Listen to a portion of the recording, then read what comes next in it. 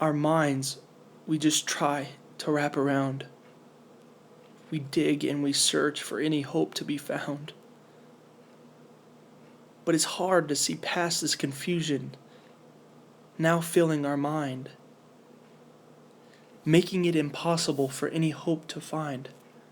How do we make sense of something so random, or begin to comprehend what we cannot fathom?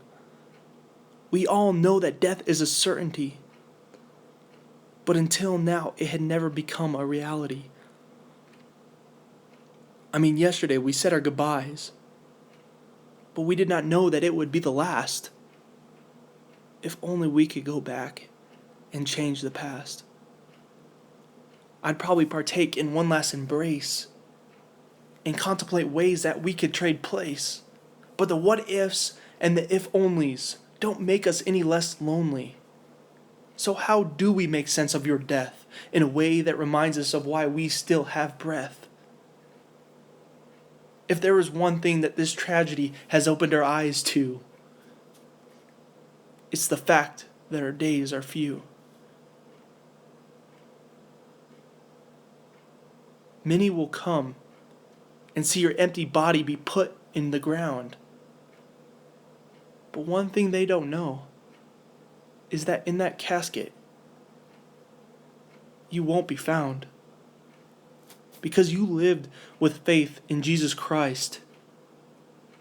And because of this, many will follow your example. So right now, I'm going to put it on its well-deserved mantle. And in your legacy, I'm going to preach a sermon for all to hear, knowing that this message was something you held so dear. You see, the second that he closed his eyes and gave his last breath and was met with his inevitable death, he stood before God and gave an account of his life entire, including his thoughts and his desires. And just as he stood before God and gave an account, so will you. And not one thing you've ever done will be enough to get you through.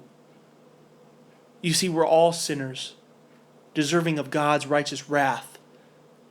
But it's not the end of the story. In his steadfast love, he paved another path. He sent his son, his only son, to die a death that we rightly deserved. He made a way where his justice and his mercy could both be preserved. So now we celebrate this young man's life because he chose this road. And when he stood before God, he was declared forgiven. And on his head, a crown of eternal life he was given. And many of you today are pondering this same path, but will stray back onto your own and continue to reject a truth that you've clearly been shown. But just maybe,